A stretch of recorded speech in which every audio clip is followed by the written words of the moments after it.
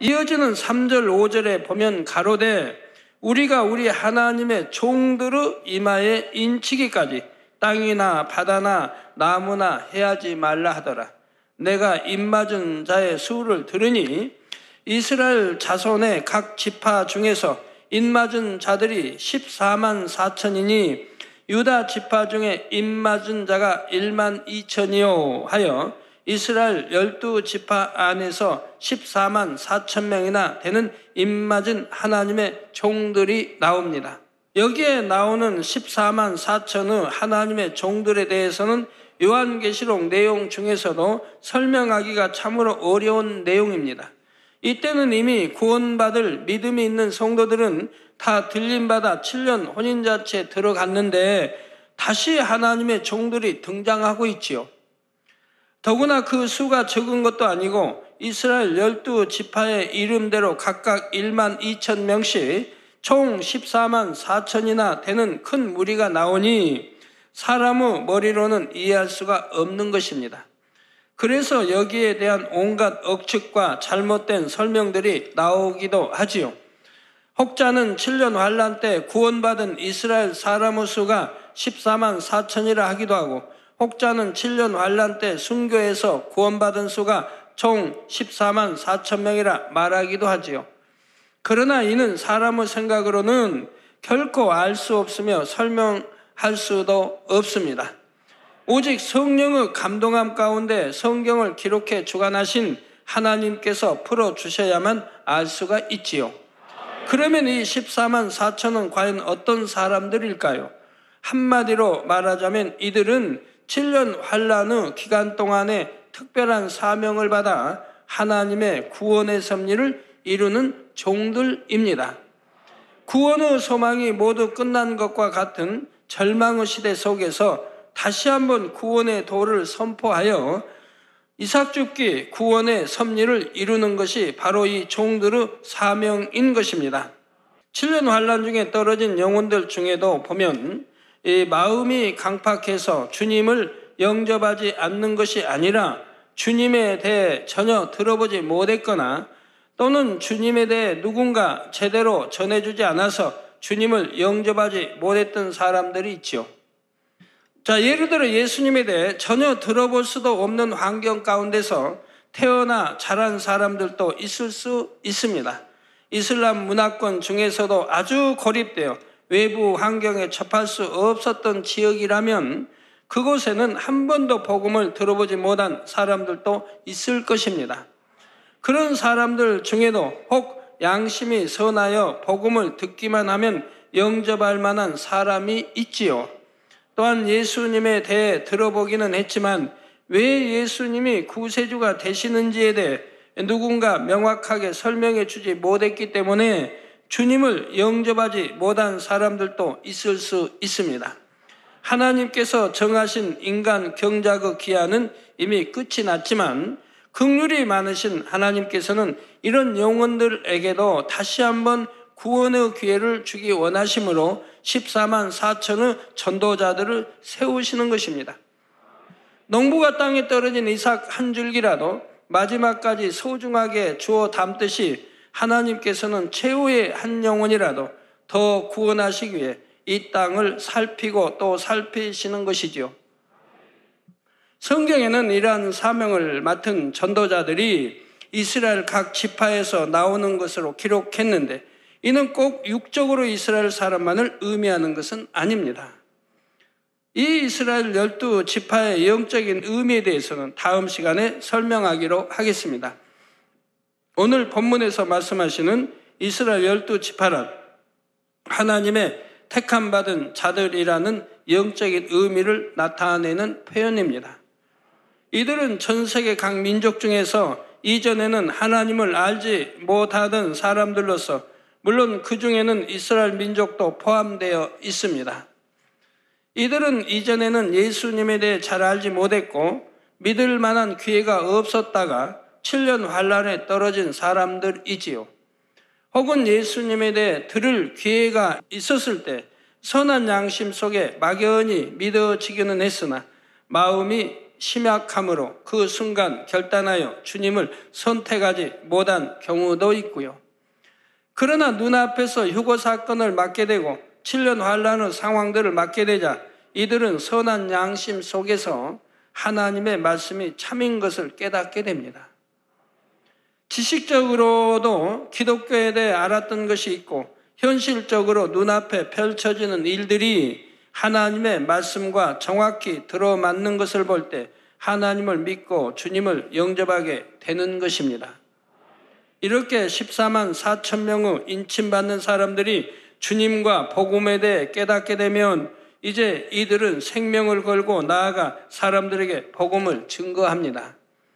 자신이 구원받는 것만 문제가 아니라 어찌하든 한 영혼이라도 더 구원하고자 자기가 깨우친 하나님의 말씀을 증거하고 복음을 전파하다가 결국 죽음을 맞게 되지요.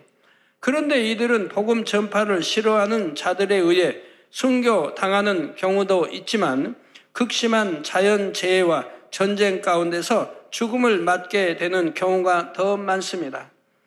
그런데 이것도 하나님의 은혜이지요. 7년 환란의 상황은 너무나 열악하기에 그 가운데서 구원만 받을 수 있다면 사실 되도록 빨리 육의 몸을 벗는 것이 오히려 축복이라 할 수 있는 것입니다. 그리고 이들에게 인을 치신다는 말씀 안에는 하나님께서 그들에게 특별한 은혜와 능력을 주신다는 의미도 담겨 있습니다. 오늘날 성령 시대에는 하나님의 자녀들이 구원받은 표로서 마음에 성령으로 인을 쳐 주십니다. 그러나 7년 환란 때는 이미 성령이 거두어진 시대요. 따라서 마음에 인을 치는 것이 아닙니다. 더 이상 성령님의 도우시는 역사도 없이 오직 자기 의지로 순교해야 하는 것이지요. 그런데 본문에 나오는 14만 4천은 하나님의 섭리 가운데 세우신 것이므로 비록 성령이 거두어진 상황이라 해도 하나님께서 그들에게 특별한 도움을 주시는 것입니다.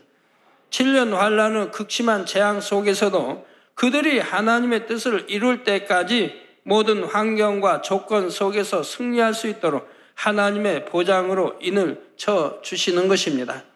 이렇게 하나님의 인치심을 받은 사람들이 곳곳으로 다니며 복음을 전할 때 뒤늦게나마 이를 듣고 주님을 영접하는 사람들도 많습니다. 본문 9절에 이 일 후에 내가 보니 각 나라와 족속과 백성과 방언에서 아무라도 능히 셀 수 없는 큰 무리가 흰옷을 입고 손에 종려 가지를 들고 보좌 앞과 어린 양 앞에 서서 했지요. 아무라도 능히 셀 수 없는 큰 무리라고 표현할 정도로 수많은 사람들이 14만 4천 명의 전도자의 전도를 받아 구원의 길로 들어서는 것입니다. 아직 마음에 일말의 선한 양심이 있어서 이제라도 복음을 듣고 예수님을 영접할 만한 사람들이 그래도 이 땅에 남아 있다는 사실입니다.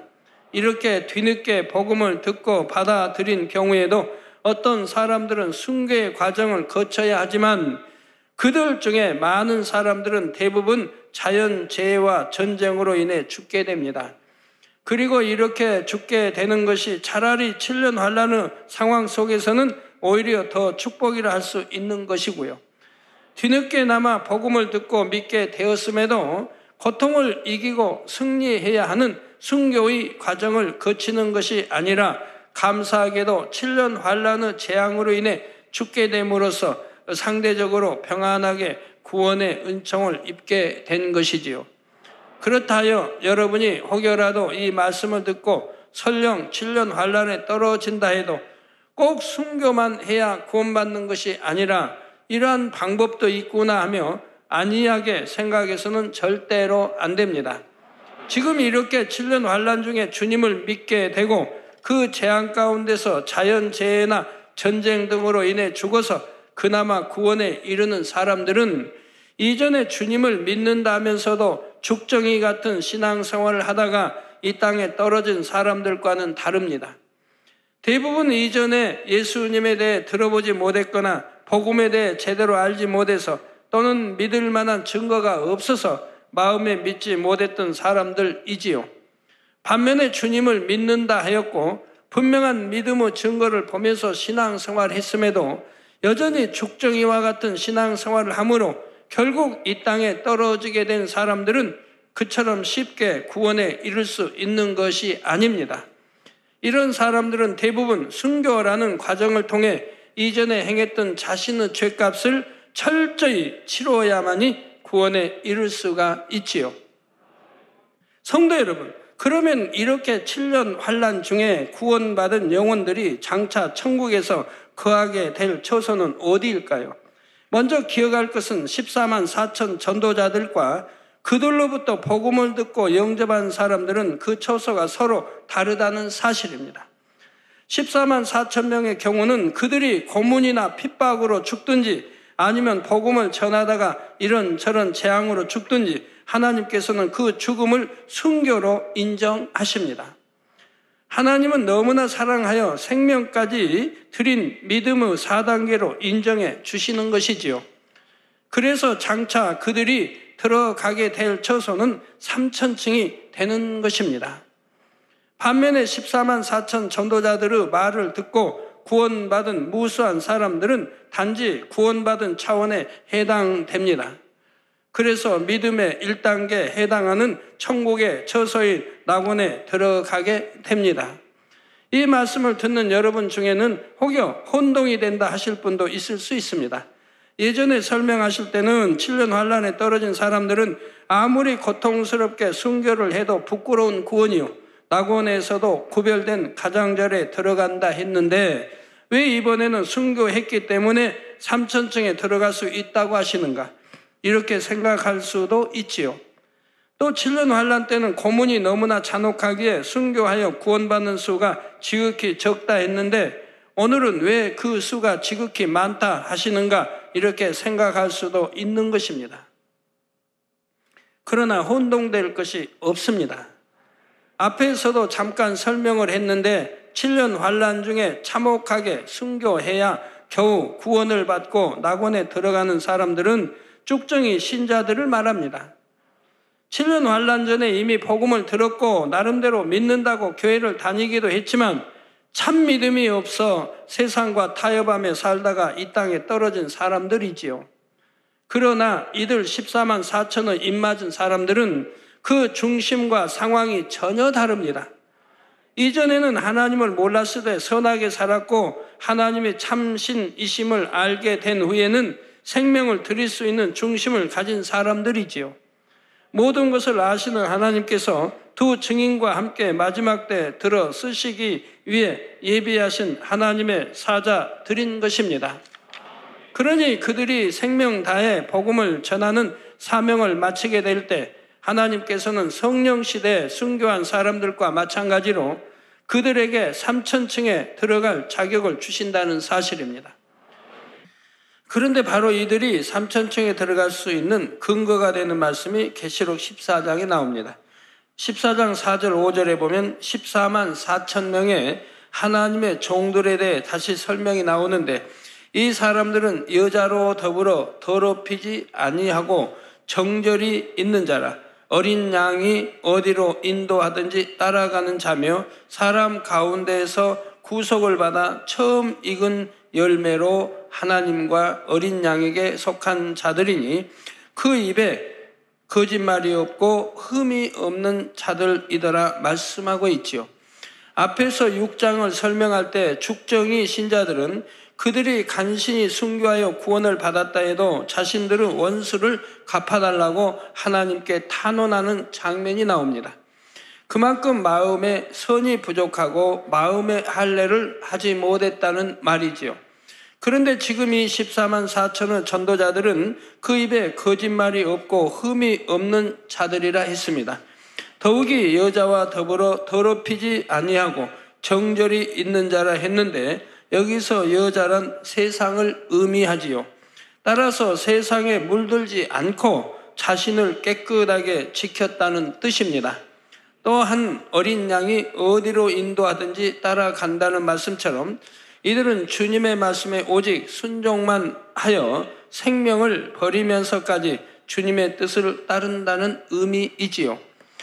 그러니 이들이 하나님 앞에서 능히 삼천층에 들어가기에 합당한 자격을 갖춘 사람들이라는 사실을 알 수가 있습니다.